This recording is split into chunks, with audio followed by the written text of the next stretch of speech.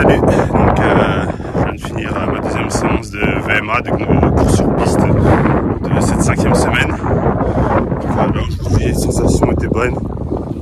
J'ai fait des 400 mètres à 110% de ma VMA. J'en ai enchaîné plusieurs et je les ai tous tenus à au-dessus de 100% à chaque fois. Donc j'ai fait plus des 3 quarts à 110% et les derniers à 105. Donc je pense que au niveau des performances, je suis de mieux en mieux, je me sens bien. Ma préparation se passe bien. Donc ça c'est super cool. Et je vous ai déjà donné deux clés pour atteindre le succès. Donc les clés, c'était avoir une vision claire ou avoir une vision et passer à l'action. Il y en a une autre que je vais vous partager, c'est planifier. Parce qu'avoir une vision, passer à l'action, avancer, déjà avoir une vision claire, ça va vous aider à aller savoir où aller, plus ou moins.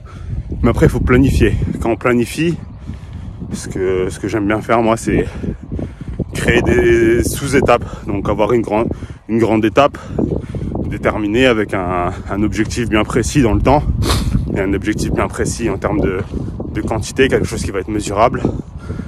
Et diviser après ces étapes-là en sous-étapes. Donc là, par exemple, dans ma préparation, je divise ma préparation en plusieurs phases. Donc là, c'est la phase, je suis sur la fin de la phase où j'augmente mes capacités en VMA, donc mes capacités aérobie pour pouvoir avoir un fond suffisant pour pouvoir ajouter de la puissance dessus après. Donc voilà, donc là ma VMA elle est autour de 16,8, peut-être 17 maintenant, peut-être un peu plus. Il faudrait que je la réévalue pour voir où j'en suis maintenant. Donc au début j'étais à 16,8, là je dois être à 17, 17,5 peut-être 18, je sais pas, faut voir selon le test que je vais faire. Et par rapport à ça, par rapport à cette puissance aérobique que j'ai réussi à développer, je vais pouvoir travailler sur d'autres choses. Donc comment j'ai fait? Je me suis découpé ma préparation qui était au départ sur 15 semaines en plusieurs sous-étapes, des étapes de 4 semaines, des étapes de 5 semaines, dans lesquelles je me donne un objectif bien précis à atteindre, avec donc là des choses mesurables. Donc là ma VMA, pour la prochaine étape, ça va être peut-être de la force ou de la capacité de récupération.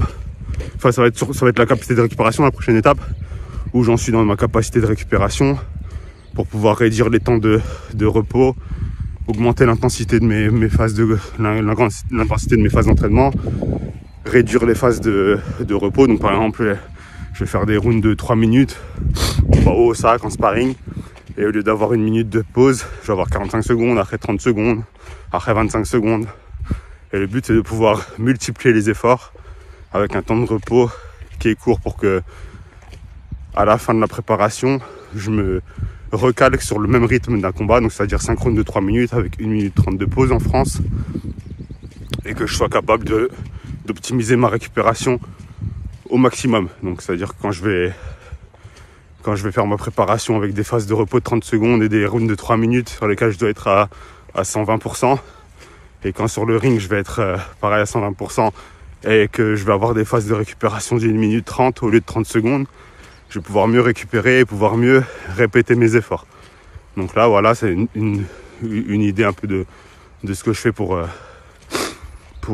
ma prépa et de comment je divise en sous-étapes. Donc je me donne des buts bien précis, un but bien précis, un objectif, donc c'est le combat.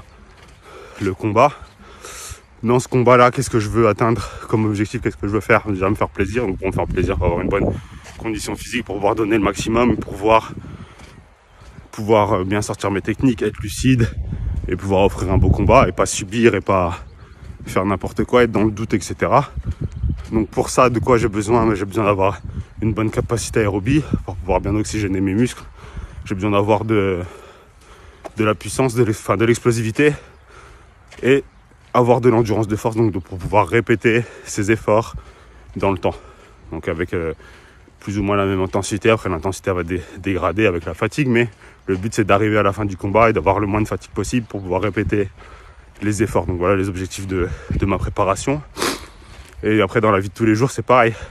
Vous avez un objectif, si vous avez un business, vous avez un objectif financier, vous voulez atteindre 10 000 € par mois Si vous voulez atteindre 10 000 euros par mois, c'est pas du jour au lendemain, en un mois ou en 2 mois, comme des charlatans peuvent essayer de vous le vendre sur internet, que vous allez le faire. À part si vous dépensez 15 000 euros de budget pub, enfin 15 000 euros, si vous dépensez 11 000 euros de budget pub pour gagner 10 000 euros, il n'y a aucun intérêt. Donc, parce que, après, ça c'est un autre débat, mais voilà, on va dire que cet objectif il est là, de 10 000 euros par mois. Comment je vais faire pour l'atteindre? Moi, je vais devoir me fixer des petites sous-étapes avant. Là, actuellement, qu'est-ce que je suis capable de dégager, de voir votre situation actuelle, de voir sur quelle action vous pouvez opérer directement pour augmenter votre chiffre d'affaires, quels sont les 20% d'actions que vous faites qui vous apportent 80% de vos résultats, et se concentrer sur ces 20% là, essayer de réduire les charges, etc. Après, ça dépend vraiment des stratégies de chacun, ça dépend du domaine d'activité de chacun. Mais voilà, vous n'allez pas vous dire je vais faire 10 000 euros par mois du jour au lendemain alors que vous partez de zéro. Vous allez donner des sous-étapes. Donc là, pendant 3 mois, par exemple, je vais arriver à 2 000 euros.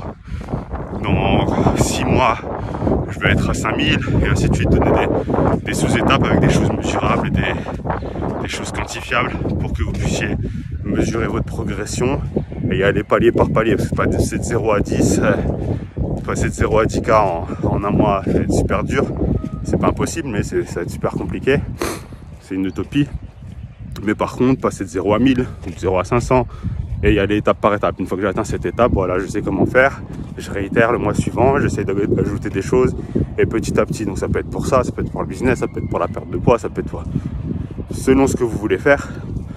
Mais l'important, c'est ça, c'est de planifier, d'avoir l'action, d'avoir la vision claire, de planifier et de passer à l'action. Je vous donnerai la dernière étape